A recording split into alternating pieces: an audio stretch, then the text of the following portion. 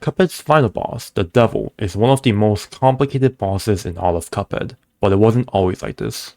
Today we explore how the strategies of defeating the Devil as fast as possible evolved over the years in versions Legacy 1.0 and 1.15.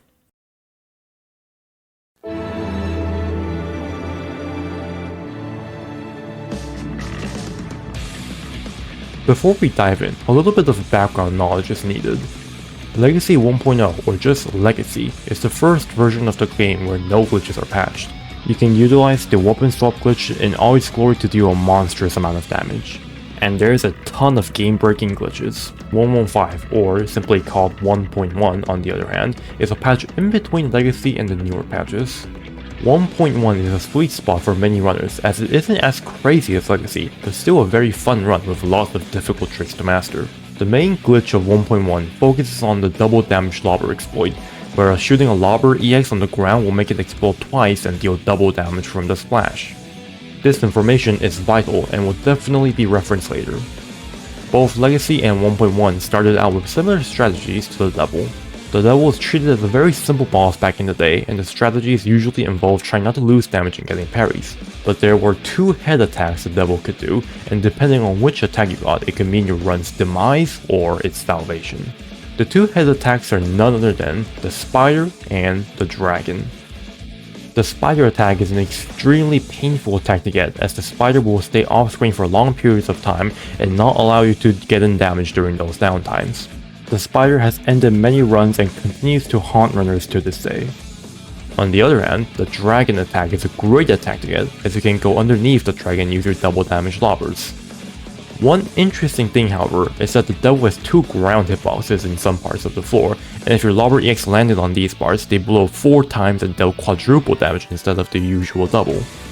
So this usually meant if you got the Spider attack, your run was basically killed on the spot, while if you got the Dragon attack, your chances of getting a new personal best was suddenly drastically increased.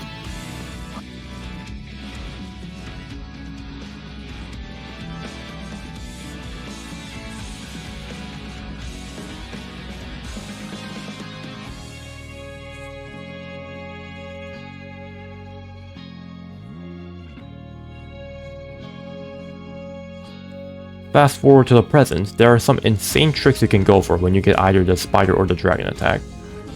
Starting with the Dragon attack in the Legacy version, there is a trick called the Devil's Kiss where you need to get a specific pattern before getting a Dragon attack.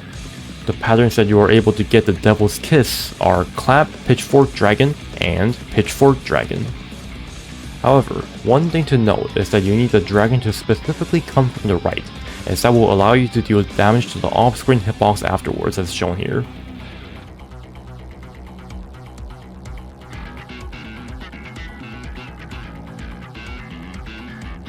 After you see that you have got the Dragon attack, you can land in upwards of 5 quadruple damage lobber EXs to try and get the Devil as low as possible.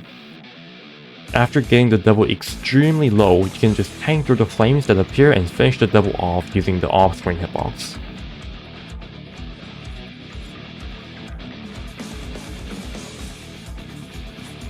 The reason this trick is impossible on all patterns that involve Dragon is because if you do too much damage but not enough damage, you can end up soft locking the boss and not having enough damage to actually finish off the Devil.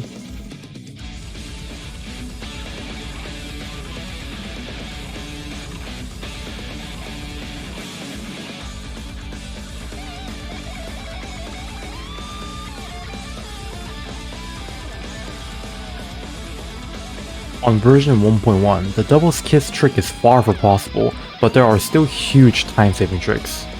On 1.1, your damage output is a lot lower, but the quadruple damage lobbers are still possible, so runners opt to try and get a glitch known as Devil Freeze if they happen to get a Dragon attack.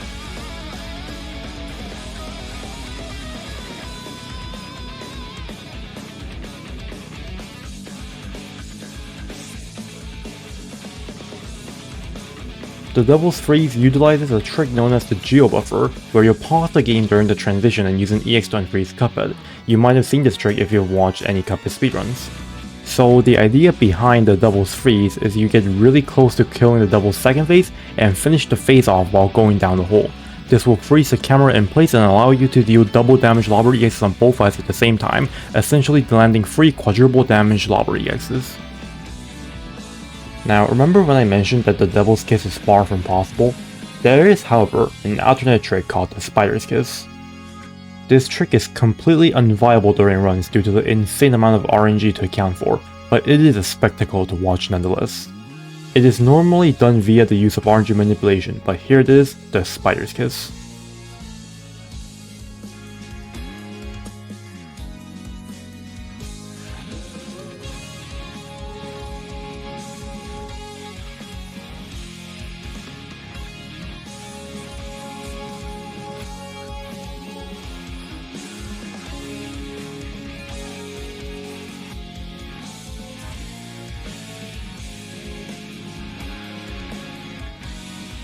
Today we explore the evolution of the strategies used on the Devil and how far we have come.